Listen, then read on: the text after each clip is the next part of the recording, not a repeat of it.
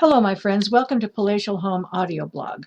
Here, we'll spend some quality time together learning how to make our homes elegant and beautiful through do-it-yourself projects that are not only things you can take pride in, but fulfilling and affordable. I'm your host, Stephanie Engebritsen. Now, today, we're going to be taking a look at making a faux French wall panel.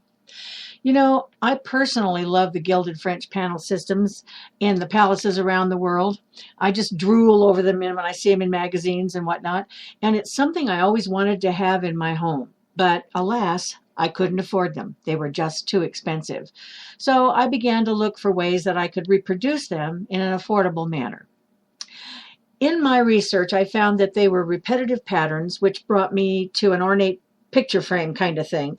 And if I could find enough of the same style picture frames and could find them inexpensively enough, I could use them for the panel frames. However, that's not really a feasible plan. It would take a long and hard search to find and purchase, at the right price I might add, the perfect frames to accomplish using that method.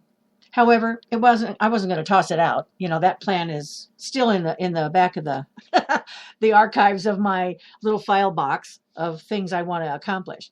So I would have to save for it though and use that for a smaller area perhaps than the one I had planned to panel.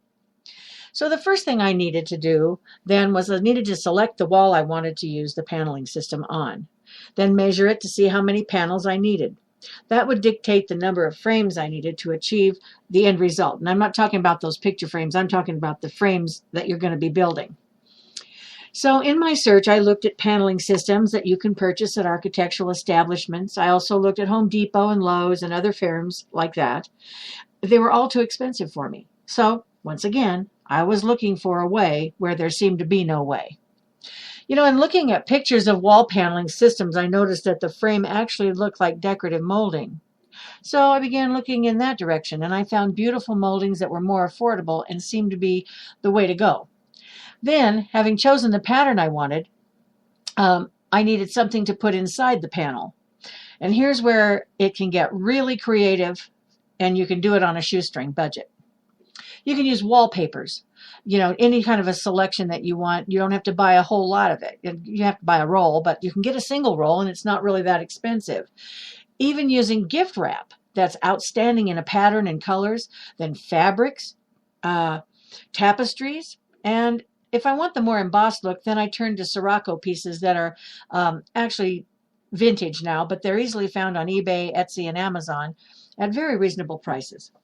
I chose artificial greenery sprays that lay flat as if espaliered, and I want you to note here that in preparation of the greenery, you may find that you need to remove some of the branches, and if you have tiny leaves on them, you may make sure that you don't have any that are in a clump that make it stand away from the wall like it's, you know, reaching out from there. You want it to be completely flat onto the wall. Now, you don't want it to pull away from the wall due to an overabundance of like branches and leaves that are make it pull out and spring away. So if it has too many, it'll detract from the proper pattern too. So you just need to thin it out. You lay it out the way you want to. Make sure all of your patterns you have enough of the pieces done all the same way so that they come out exactly like. Additional searching produced furniture appliques that fill in around my focal point, the Sirocco piece. So I just had to assemble my finds.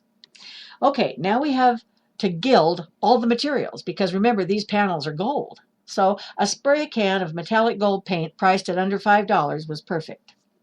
Be sure to spray, you can use Krylon or any of them really, and be sure to spray the greenery on both sides and any other of the pieces that might not lay totally flat when first applied. You want to make sure that they're gold so you don't have to go back with a paintbrush afterwards and try to touch it up and then make a mess. Now, making sure that the wall that I was using was the correct background color, white, Navajo white, or cream color, or choose any pastel, I was then ready to begin the application of the paneling system. The molding, which is now gold, is cut into the proper lengths to construct the rectangle frames that will house the pattern within the framework. Do all the cutting ahead of time for all the panels so that once you begin the construction, you aren't having to stop and remeasure and cut along the way. And remember to miter the cut corners as well, because you're going to make a rectangle.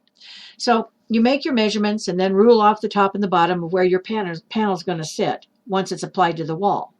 Make all those measurements and lines first, all the way along on each panel. Okay, now using liquid nails, apply the frame top and bottom. Then add the two end pieces and make sure they all fit well and they all are even as you go along your wall. Your wall should now sport a series of gold frames spaced evenly across the expanse. Let them dry. Next, we lay out the pattern for the focal point with the frame. Place the centerpiece an equal distance from the top and the bottom and each side. Mark the wall where it will be on top and bottom and do that in each frame. Using liquid nails, attach the centerpiece to the wall within the frame and let it dry. It's starting to come together, isn't this exciting? Using the furniture appliques and the gold greenery after measurements were made and the walls marked with the panels to make sure they would be uniform, apply them in the pattern that you've designed with the liquid nails and complete all the panels. The end result is fabulous, and you have the gilded French wall panel that you wanted without the major expense. Now, I know that you thrifty types will find many more ways to achieve the look you want as your creative juices begin to flow. But anyway, that's my offering for today on how to make a French wall panel. We have several different ways we can do this now. We have a ton of different ways that we can achieve these French wall panels, or even just one, and we'll be addressing those at another time. But thank you for joining me. Cheerio.